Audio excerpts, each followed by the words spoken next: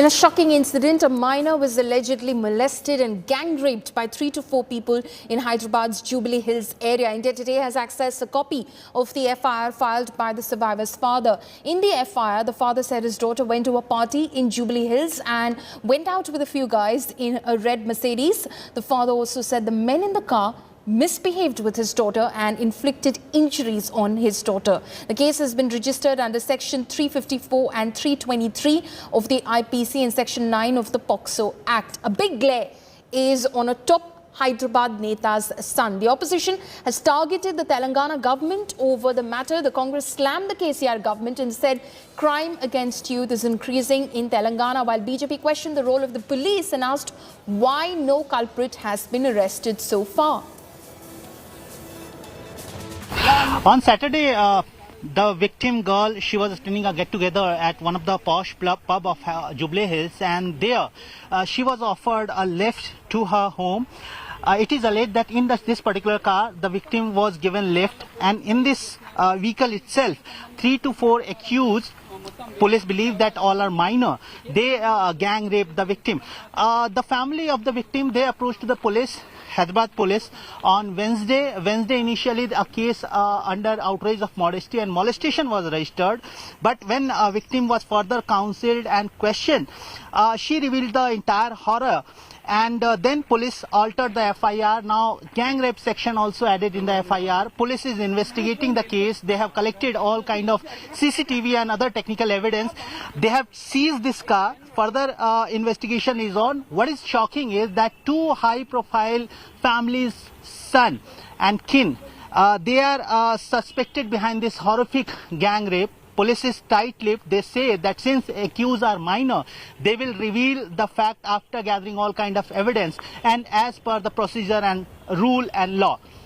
With camera person Damodar, Ashish in Hyderabad for India Today. Let's listen into some political reactions on this Hyderabad rape horror. Yes, this is an absolutely horrendous case, as horrendous as all the others of rape and intimidation. I want to use this word intimidation and threat because, like you mentioned, the rapists may be juvenile, but they are criminals and high profile. They have the powers that be on their side, and that is why the police seem to be finding it difficult to find the alleged rapist. And that also goes to show that Hyderabad is increasingly becoming a lawless city. Nobody is afraid of the police. Nobody is afraid of any rule of law, and the citizens will suffer. And here, the minor who has been gang raped is now scared. And the complaint has come just now because the parents have insisted that the complaint be made. This just goes to show that she was not only gang raped, but I'm sure she was threatened and intimidated by the rapist not to talk about it, because the rapists have not only portrayed this kind of arrogance but an impunity because they belong to the... Nitish Vadrevu, in fact, is joining us live on this. Sir, the fact is that this horrific incident, which has come to light from Hyderabad, only shows the security situation, the law and order situation on the ground in the city of Hyderabad very, very poorly. At a time when Mr. KTR is inviting businesses and corporates, mocking others and saying law and order there is not great, come to our city, this doesn't exactly show the city in a great light. Thank you. First of all, thank you for having me on your show, Paulami. Second, I would like to differ with your statement, and I would like to also contradict the activist Brinda who was speaking just now.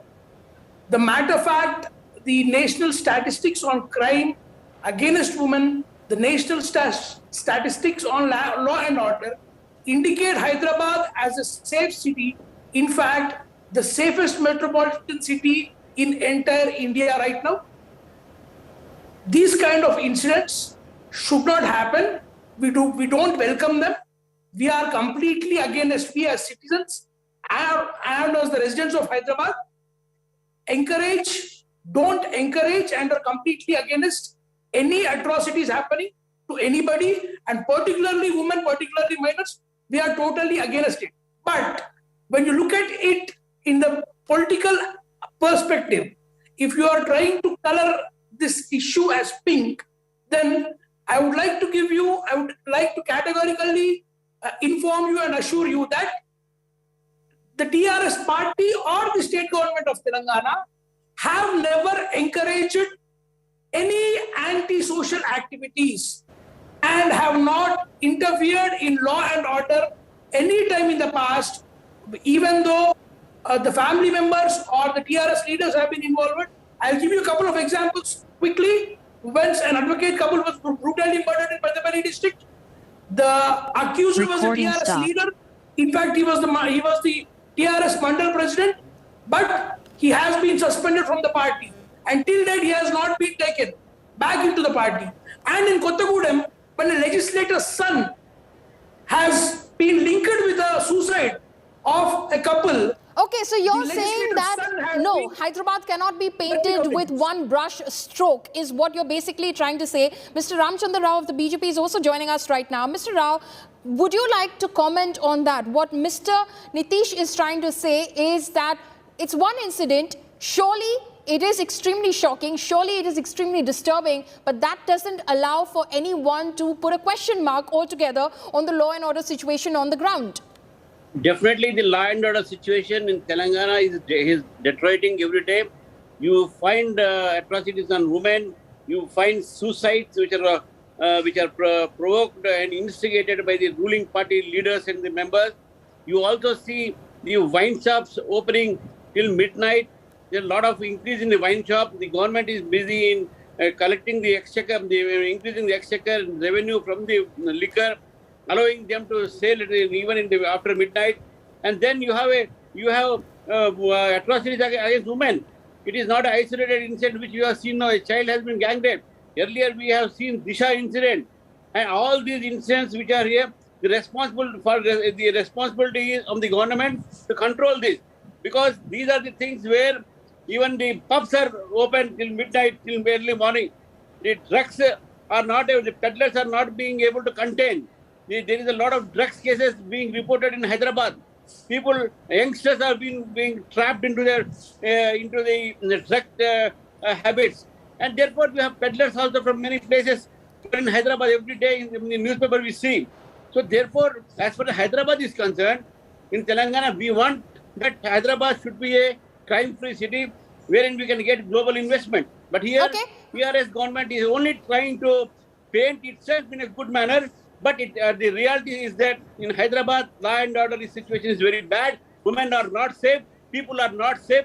Officials and political leaders are harassing the people here. Okay.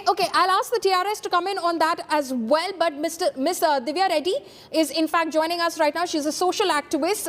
This is, of course, a high-profile case. It has come to light. It is being investigated right now. Many question, of course, the pace of the investigation at the moment. But as Mr. Rao earlier was pointing out, do you think the circumstances are such? He's saying that there's a drugs culture which is being allowed to flourish in Telangana, which is sort of exacerbating the situation on the ground and is allowing for criminal activities to in fact take place.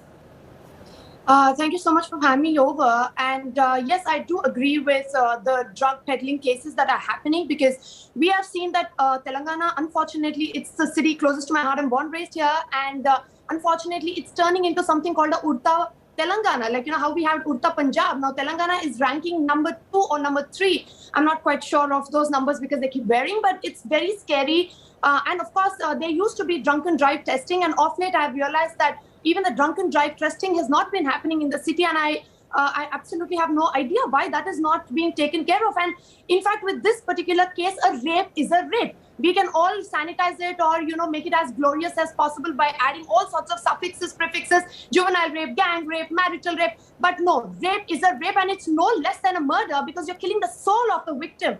And after that, the person is simply walking dead. And even though we have very stringent laws against rape, which are the capital punishment, but unfortunately, it's not being taken seriously. That means certainly the implementation is where we are all going wrong, and prevention is better than cure. And I don't understand why we are not preventing it, and why we are always talking about what should be the punishment after which. And more so often than not, because I've worked with rape victims, and I have worked with counseling, and I have worked with legalities of theirs.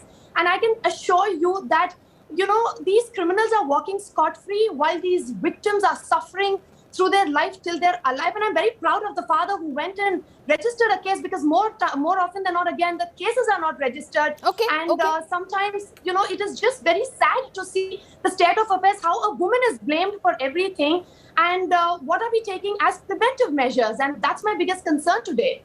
Absolutely. The focus should be on preventing these crimes from happening and not about the investigation later, which should, of course, happen. And we hope justice is done in this particular case. I'd like to thank all of my guests. That's all the time that we have as far as this discussion is concerned. But the fact of the matter is that a young girl has been raped. The investigation is ongoing right now. Some are questioning the pace of the investigation, but we hope that justice is done. And if there are circumstances, which is like Ms. Divya Reddy Sala was pointing out about Urta, Telangana, well, that is extremely